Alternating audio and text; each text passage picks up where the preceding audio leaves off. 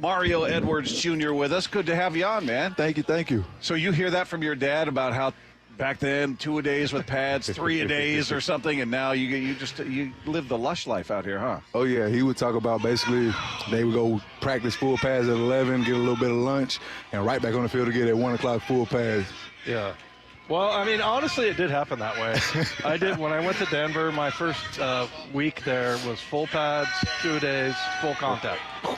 Full contact. So, yeah, this acclimation period is perfect for us. A little 5-day acclimation period to get kind of cool. It's totally different. But that wasn't very smart, right? I mean, come on.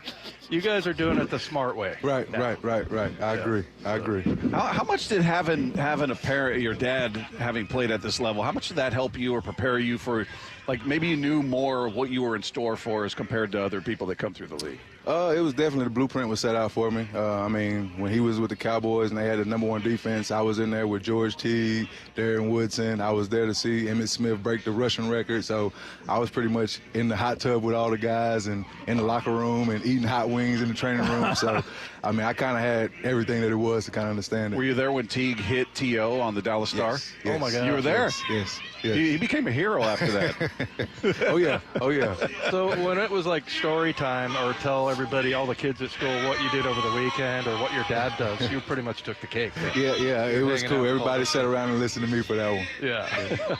Well, yeah, tell us about, some of the other places you've been and just what stands out about, being here as far as, just the culture and the facility and all that stuff.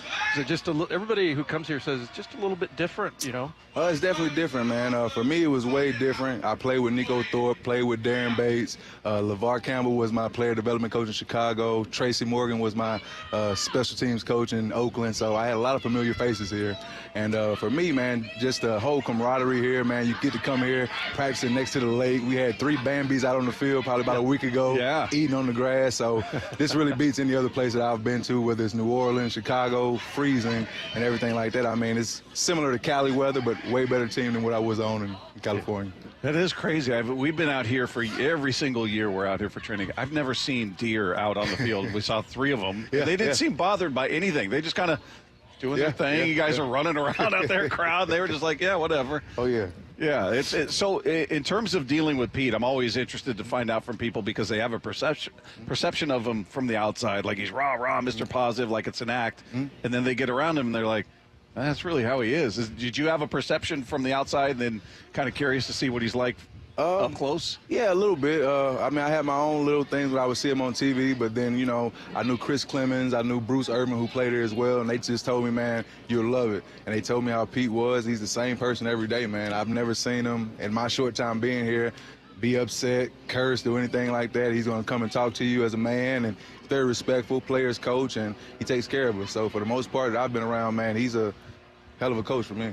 He's a little more old school than people think, though, I think, right? I mean, he's all about competing. Yeah, exactly. And speaking of that, by the way, Dave Pearson told me, I said, tell me something about Mario. He said, he's old school. What does that mean to you?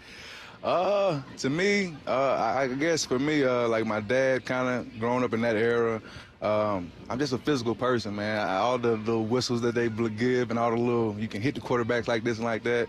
I don't know how to play one way, and that's fast, one speed, and I ain't changing it. As long as I'm in the NFL playing, I'm going to play at the speed that I've always played at. So all that slowing down and pushing up and holding up, that's not me.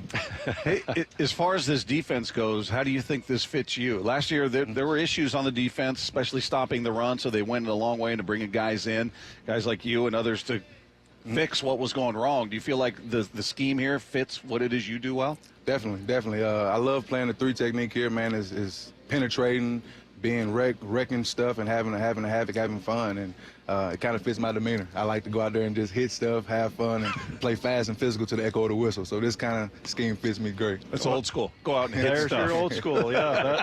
That hit stuff. I like that. Well, and that's the right position for you because, I mean, you're like in a bar brawl. In the middle of that line, like every day. You don't get a whole lot of glory, although you get it from linebackers. Because I always tell guys that, like you would never buy a beer if I was around playing behind you because, I mean, you don't get a lot of sacks at that position, but You know, you don't, but you make a lot of things happen. And it sounds like you kind of take some pride in that. Like, I was always like when Cortez Kennedy or somebody, you know, wiped out 2 blockers, I'd be like, thanks, buddy. That was all you know. And, you know, that's kind of how it is for you guys, right? You just don't get rewarded a lot with like the, you know, media stuff and the numbers and stuff, but your teammates just respect the hell out of you. Yeah, I mean, I've never been really a stat guy. As long as I get the respect in the facility with my teammates, I've always been kind of good with that. Any place I went to, I've always demanded and earned the respect. So that's kind of how I play. Yeah. How do you like doing the media stuff? Would you rather not, or do you like it? I've been doing media for a while, man. So I kind of got used to it. It's fun to do, and you know, I look forward to it. I feel like it's something as a kid, growing up playing, you dream of. Like they're going to interview me, I'm going to sign autographs, and then once you get there, you're like, I don't want to do this, man.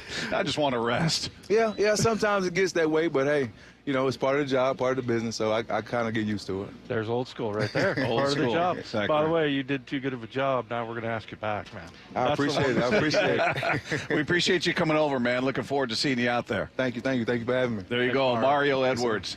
Man, that's a big hand. That is a big hand. That is a big man. Holy moly. It's like you're wearing a catcher's mitt.